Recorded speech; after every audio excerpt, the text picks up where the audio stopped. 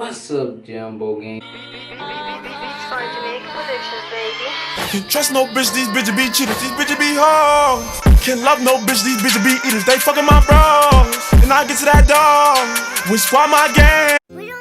What's up, YouTube? This your boy Savo, back again with another YouTube video. Okay, before I get the video started, I do want to be saying, like, I will be giving away a PS5 when I hit 1,000 subscribers.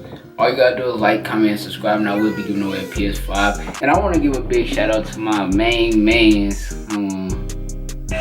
My main mans that been supporting me since I ever started this channel, since my day one. Hold on, let me find this. My main man has been David. Yeah, David. I'm gonna put his comment right there. David, I appreciate you, bro. Keep pulling up to the show. I will be giving away a PS5. You know, when this channel hit 1,000, and I will be giving away another PS5 when my other channel hit 1,000. That channel is so close to hitting 1,000. But yeah, without further ado, let's get into this video. What's up, Jumbo Gang? This your boy Sabo, back again with another video. Today we're gonna be reacting to the Wolves versus Cho war. The war that's going on in goddamn me New York. So the Wolves versus Cho war. I've been looking at, you know what I'm saying? Y'all heard of I know y'all heard of Pop Smoke glowing out since he died or whatever. But yeah, I've been looking at this for a good little minute, you know what I'm saying? But it's time for me to react to it. I don't know the whole background story. We finna react to it together. Stay tuned. Let's get into it. Now, a word from our sponsor. This video is sponsored by YouGov. File WhatsApp Let's get into the the video. online survey app you want. And take some easy cash on your mobile phone. Come together basically to fight gang or arrested. Mobile phone or computer screen. Thanks YouGov and all of the subs for always supporting me. 34 members, as you mentioned a moment ago, of the Wu Gang and the Cho Gang were arrested. Hold on. I think I did react to it. I'm tripping. Not to the full thing. I guess this like the little full thing. I reacted to it, but it got taken down. I just had to throw it in there. But anyway, let's get into the video. All being charged in a 121 counted. They even got females in this joint. Conspiracy, assault, and even weapons possession. They come together basically to fight each other and to exert dominance of territory within their areas. Each organization does have its own territory in Brooklyn, and the two are basically engaged in a continuous state of warfare. Ever since Pop Smoke burst onto the scene with his booming deep voice, hard drill production, and infectious personality, everyone has been trying to decode the things that he was saying in his songs. And one of the biggest enigmas connected to Pop Smoke is, of course, the Wu. But a lot of fans have been baffled as to exactly what the Wu really is. Well, the Wu actually refers to a New York-based movement closely related to the city's historic gang culture. Right. And of course, wherever there are gangs, there are ops. Like the Bloods and the Crips of LA, or the BDs and the GDs of Chicago. I want to know, like, it's so weird. Like, you'll never see like a Blood and a Crip like together. Like really do that shit. It matter like now in New York it matter like goddamn me is you a BD or a GD and like you a set, you know what I'm saying? Or you wore Cho type shit. So it's weird. I don't know. It's weird. New York's Wu has a mortal enemy who are named the Chu, or Yeah, Cho, Cho. depending on exactly who you're speaking to. But the thing is, the war between the Wu and the Chu isn't quite as simple as the Bloods and Crips beefs of Los Angeles. Because both the Wu and the Chu are actually quite large umbrella organizations composed of many smaller gang sets of various backgrounds. And the two street gangs that I'm referring to in this case are called Wu and Cho. They're actually umbrella groups. Each consists of a number of other loosely affiliated gangs that work together to form Wu, and Cho. Now, these gangs have grown and evolved throughout New York City over the past few decades. And because there's been so much inter-gang mingling and overlap, learning about the history of the Wu and the Chu can be pretty damn confusing. So let's begin by taking a closer look at the Wu and how they got started. Apparently, the core base of the Wu, as they are known today, evolved from allies and members of a much earlier New York-based crew called the Wave Gang, a crew of New York G's mainly based in Brownsville with a passing interest in the rap game. I ain't heard that. Imagine in any weather. That's called the wave. That's why we're the wave. And anywhere, anytime, doing anything. We do what we want. When, why, and how we want to do it. In fact, the Wave Gang apparently dates all the way back to as early as 2009, when the likes of Max B were getting their wave on. Wave Gang, you feel me?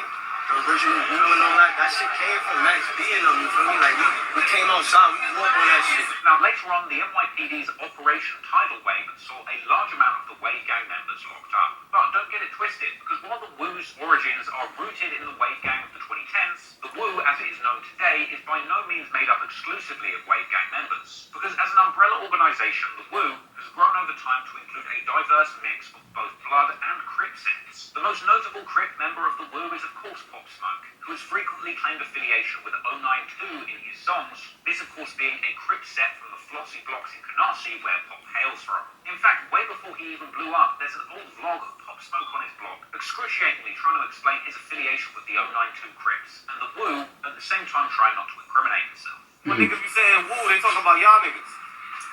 Let's talk about the whole listen. Let me tell you something. I'm going out too. All that bullshit, listen, I'm going out too. Like, you know, I'm fucking for the flows, you feel me? You niggas fuck with us. You know the vibes, bro. I'm going out too. Listen. I'm wearing out, you know, Onage right now. Like, you know, Onage. The Onage? It's the 90s, man. Now, of course, who could forget Bobby Schmurder's GS9 or G-Stone 90 Crips, also known to rep it under the umbrella of the Wu. So there's a kind of very vague introduction to the Wu, their origins in the Wave Gang, and their affiliation with numerous smaller sets of the Crips and Bloods. So how about we take a look at their close rivals, the Chu, and see how they got going. They lit. Butler is the Chevy Powerhouse. Chevy Butler is the Chevy. Much like the early days of the Wu was born out of alliances with the early street crew Wave Gang, the early days of the Chu saw a close association with another New York-based street gang called the Hood Stars, another set of New York-based gangbangers who seem to have aspirations in the rap game. In fact, apparently, as early as 2010, the Hood Stars and the Wave Gang used to be cool with each other. But eventually, these crews ended up splintering, and over the course of a handful of tragic incidents, ended up becoming mortal ops. Much like the Wu, the Chu are also made up of a diverse selection of different New York-based Blood and Crip street gangs, but most importantly, That's what I'm saying. Like, you wouldn't see that shit. Like, bro, you would really see that shit. It's the Chu weird. consists of a sizable number of GDs or gangster disciples imported from Chicago. In fact, it seems to be that the Chu are allies of all of the GDs that operate in Brooklyn. Now, the New York GDs are sometimes referred to as the Folks, and they actually have a long history of operating in New York since the 90s. The Folk Nation movement itself was actually started by the GD's founder, Larry Hoover, whilst he was in jail in Chicago, with the idea to form an allegiance between the leaders of large white, black, and Hispanic gangs to try and control Chicago. But of course, what is a gang without its arms? So in response to the establishment of the Folk Nation, the People Nation was quickly established to keep the folks in their place. And over time, at least in New York, the Folk Nation members there begun to align closely with the New York Crips, who themselves had laid roots in Harlem in the 90s, mainly made up of West Coast Crips evading convictions and fleeing to New York. Meanwhile, the Folks Nation's ops, the People Nation, had made their way to New York and formed an alliance with the newly formed Bloods. Now, the New York Bloods had actually formed in the cells of Rikers Island, apparently an effort by black inmates in the jail who wanted to band together to try and compete with the Hispanic gangs like the Latin Kings. So, that's how the GDs ended up in New York, and this is why we see modern-day Wu rappers like Pop Smoke or Fabio Foreign constantly dissing the GDs and throwing up GDK. GDK standing for GD Killer, of course. So, there are numerous GD sets in New York that are considered to be show because of how regularly they're shouting out. The most famous are, of course, the Blickies, a set of Crip-hating GDs who actually X out the C in Blicky just because they hate Crips so damn much. Their most notable member, of course, is Kodak Black signee 22Gs, as well as their up-and-coming spitter, Nas Blicky. But on top of that, there are countless other, less well-known sets that rep the Chu, including PNV and No Love City. But you see, the problem with tracking the Wu and Chu beef is that each of these made up of a whole bunch of different interconnected gangs, all of which have their own petty little beefs going on that are hard to keep track of. And one shouldn't necessarily assume that in New York, Bloods and Crips are mortal enemies like they might be in LA. And even though historically the GDs in New York have been associated with the Crips, over the past 30 years since these groups were first formed, countless beefs in the city of New York have seen Bloods fighting Bloods and Crips fighting Crips. For example, the Mac Baller Brims, aka the Hats, have been known to beef the fellow red rocking crew, the Gorilla Stone Bloods. Hell, even the Treyway set of the 9 Trey Bloods that 6ix9ine Snitchin ended up taking down would have been considered part of the Wu, but even they were known to beef with fellow 9 Trey Bloods crew, the Fenny G's or Fenny Hana, who despite also being 9 Trey Bloods are considered to back for the Cho. That's what I'm saying. Like, New York is so big, and like, I don't know, like, it got like all these different sets and shit. Like, everybody got weed. That shit is wild. That's not to say that some New York sets don't exist completely outside of this Wu and Chu dichotomy. For example, the Moving Gang, 8-3 Gangsta Crips are apparently considered neither Wu or Chu and are just all about straight cripping, baby. With the likes of Chef G repping this set, notwithstanding his own ongoing beef with Chu rapper 22Gs. Now, I won't go into every single set that considers themselves Wu or Chu, because we'll end up being here all day, and you probably won't know who any of them are anyway. So let's just assume there's a whole bunch of different sets in New York, and regardless of whether they're Blood or Crip, their allegiance will fall somewhere on the Wu and Chu dichotomy. But now we know the history of the Wu and Chu, let's take a closer look at some of the feuds that have fueled this beef over the last couple of decades. I have a challenge for all of you. Go to every computer in your house, your mom's, your dad's, your sister, your brother's computer, and install Honey. Now, all the way back in 2007, the New York Post article described New York gang factions in much closer terms to the Bloods and Crips scene in Los Angeles, specifically pointing out that the Bloods were the biggest gang in New York at this time. And due to the strength of the Blood gang in the city, it made sense for the Folks and the Crips to form an alliance. After all, so much of gang culture is about forming alliances to protect yourselves against bigger enemies. And this is how a lot of these crews got started in the first place. But around 2008, the Folk Nation and the 8 Trey Crips, who had been allies at this point, turned on each other, sparking off a gang war. Apparently, in 2008, the Folk Nation leader at the time, Devon D-Block Rodney, became convinced that one of his crew was snitching, leading him to order a hit on a Crip member. But unfortunately, the shooter he'd sent to do the job botched it and ended up hitting a 10-year-old girl in the neck. In response to this, the leader of the 8 Trey Crips, Larry Paget, began to launch tit-for-tat revenge attacks. And after one of his Crip buddies was killed, he went after Folk member Christy Phillips, catching him in a hookah bar and opening fire, an incident which left his target dead, but also 5 other innocent bystanders who were in the hookah lounge at the time wounded, and ultimately he ended up getting life in prison for that incident. And while the elders of New York City gang law were fighting their beefs, the younger generation of fresh gangsters in New York were beginning to wage war under the Hood Stars and Wave Gang banners, sets which would rep the Wu and Chu banners respectively. One major incident that was documented was where a 15-year-old female gangbanger from the Wave Gang ended up shooting dead a 16-year-old kid. Wait, what? Hey, guy, hold on. Wait, what? Hold on, y'all. They got, hold on. What the hell?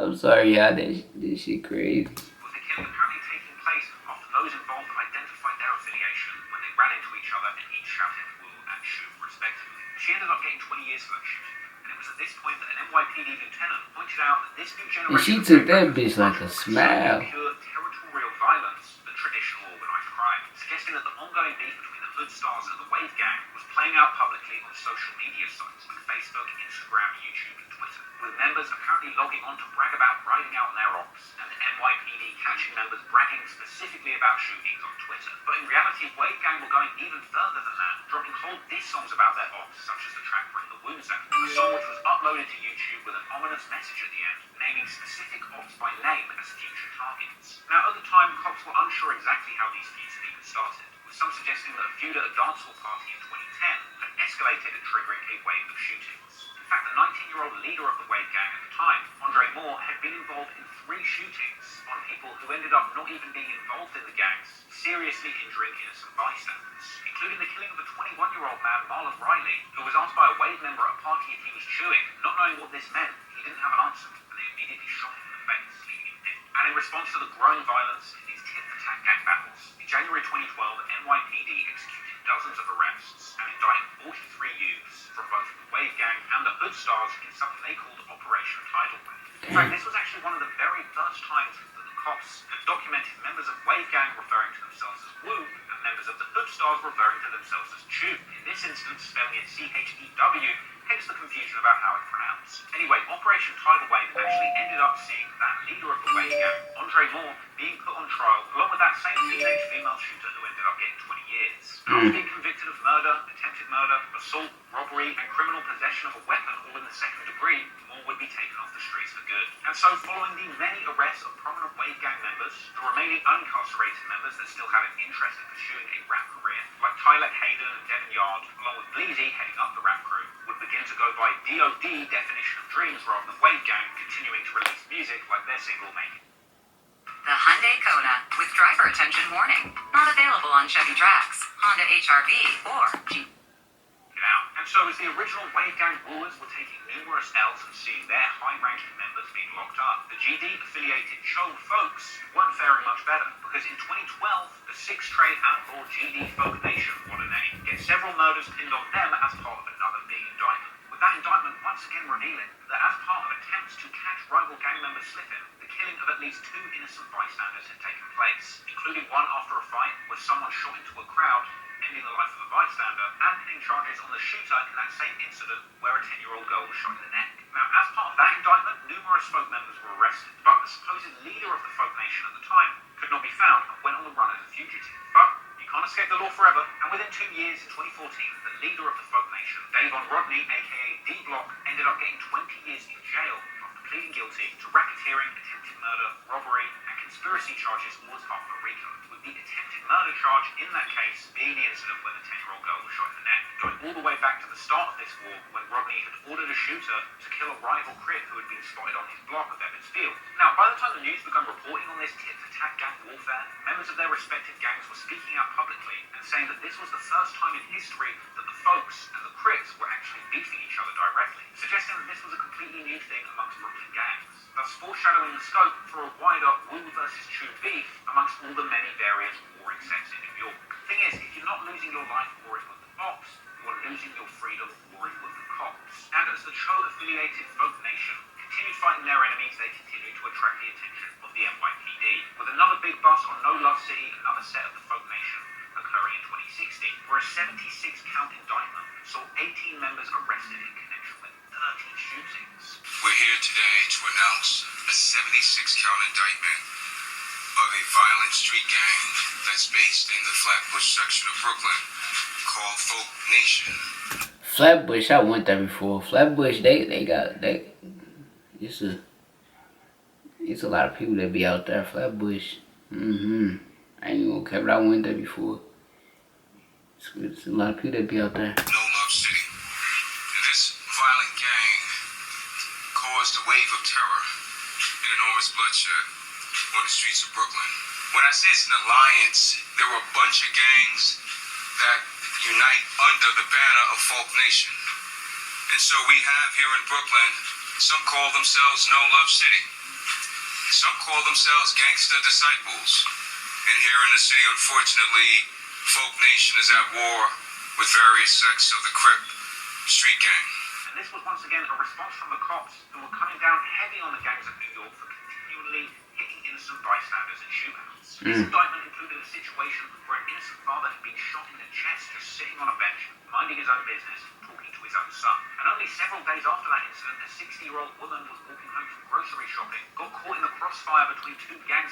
Okay, look. You can't get away with nothing in New York, bro. I was watching Said to Rob, bro.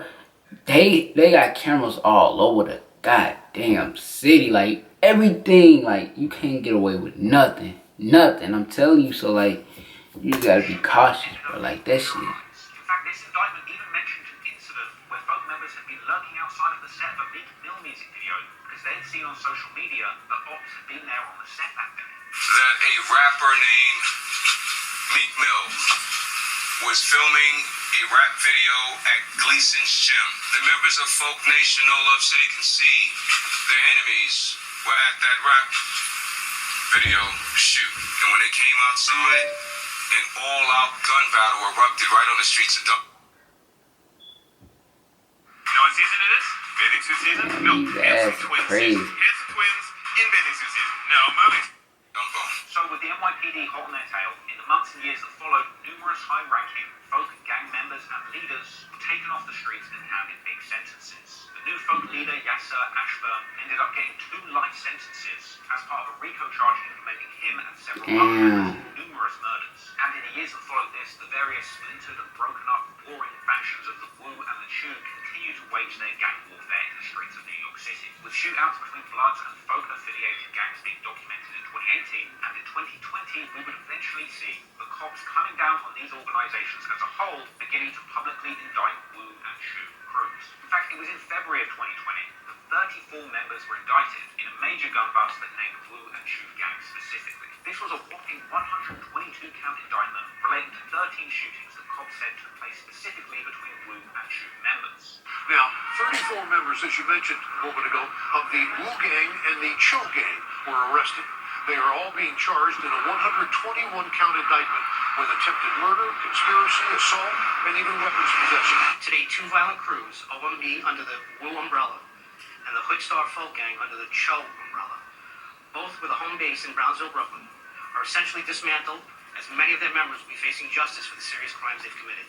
Apparently 9 people were hit in these shooting incidents, once again with several of those being innocent bystanders. And look, I know there's nothing I'm going to say to make this situation better, but if there's one thing that we learned from Pop Smoke, it's that rap music can be a genuinely viable route out of the streets for these young men born into these challenging situations. You can understand why young men in the hood join gangs, because for some, these gangs can be the only support being offered in the community. But the likes of Pop Smoke proved that there was another way off of the streets that didn't involve gangs, drugs, or violence. He broke down the door and provided the template for other struggling young men that wanted to improve their situations through music. But others weren't so lucky. On May 11th, 2020, we saw the tragic killing of Cho rapper Nick Blicky. Nick Blixey was discovered with gunshot wounds on Winthrop Street in Prospect Lefferts Gardens. A picture from Instagram shows the rapper, who has tens of thousands of followers, a 21-year-old artist born as Nicholas Thompson, was shot around 9:30 last night.